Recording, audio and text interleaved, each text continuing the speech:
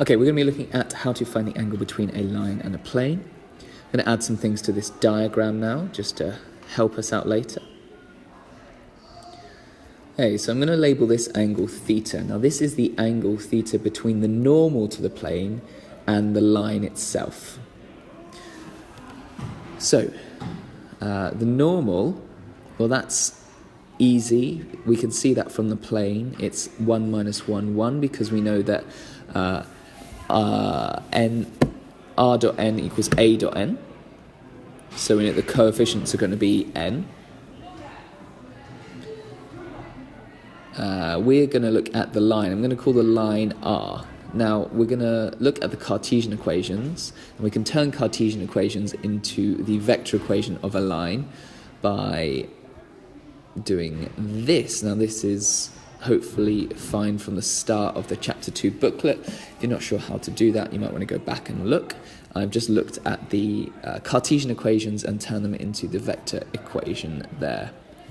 Okay, so how are we going to find this angle theta from the diagram? Because we know the angle theta from the diagram, we therefore know the angle between the line and the plane, because it's just going to be 90 minus theta. Okay, so we're just going to use the dot product. So we know that n dot p, where p is the vector in the direction of the line, and that vector is 2, 4, 1 from the vector equation of the line, equals magnitude of n, magnitude of p, cos theta. So that's going to give us the theta. So if we follow this through, we get the following. Minus 1 for the dot product equals root 21, which is 3 root 7, cos theta. So cos theta equals negative 1 over 3 root 7. Now if you do this, you get theta, cos inverse of negative 1 over 3 root 7, which is obtuse when you put it in your calculator. Okay, so we get an obtuse angle. But our diagram suggests that theta should be acute. And then we do 90 minus theta to get the angle between the line and the plane. So what this means is that our diagram has assumed n is up, but actually n should be down. And so since the angle we found is obtuse, we found this angle. This is the angle theta. Okay, so to find the angle between the line and the plane, we're going to do theta subtract 90 rather than 90 subtract theta. Okay, so this can happen if you get n to be up rather than down. And it's similar to the previous question. If you had have gotten the length, if you had have got n to be down, you would have got a negative length. Okay. So that's how to do that question.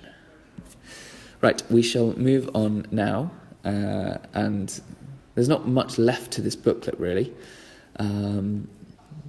So if we look at the angle between two planes, well, when we think about planes, or planes as the booklet suggests, finding the angle between the normals is going to be useful. We can find the angle between the normals very easily.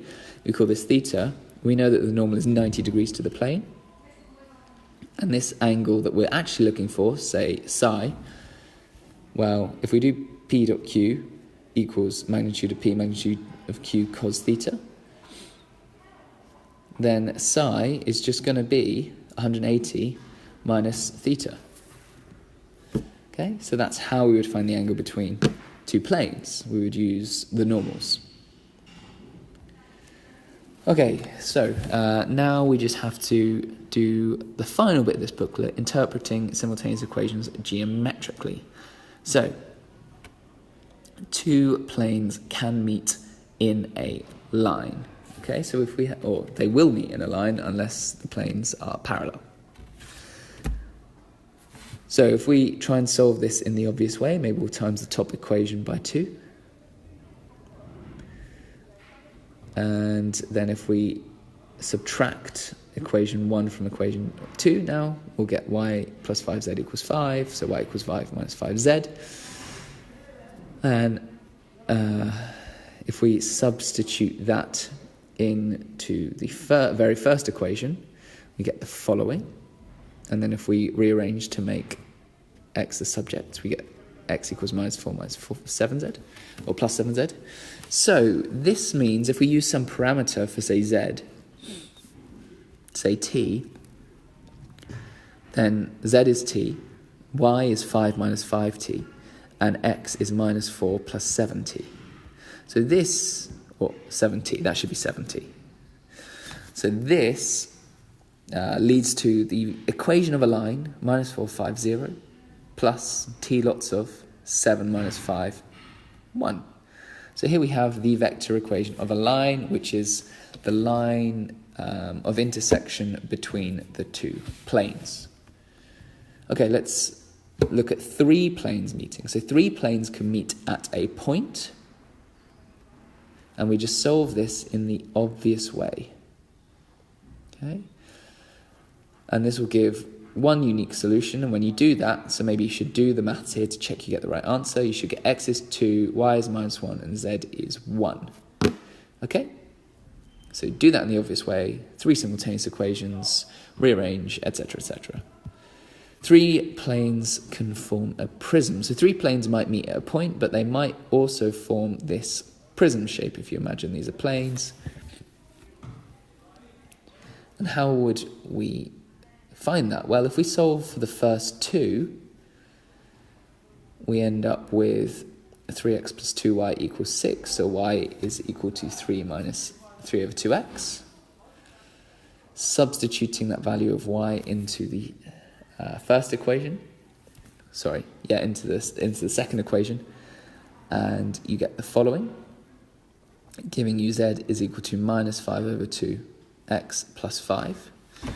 So our line of intersection between the 2 planes is 035, because we're using the parameter x is t, and then 1 minus 3 over 2 minus 5 over 2. So you can check you agree with that. It's the same method from the previous, or the example 2 examples ago. If we now were to do something similar between the first plane and the third plane, if we multiply the first equation by 3, and then we were to add the equations, we would get this, leaving us with y is 11 over 4 minus 3 over 2x. Substituting this into the very first equation, and then solving for z in terms of x. And then if we were to look at the line of intersection between the 2 planes, say, call this line S, which is the intersection between plane 1 and 3, we get the following using the parameter x is t, or x is lambda rather. Now notice that their direction vectors are parallel. Okay, so since their direction vectors are parallel between the line of intersection between plane 1 and plane 2 and the line of intersection between plane 1 and plane 3, we know that they're going to form this prism shape. Okay?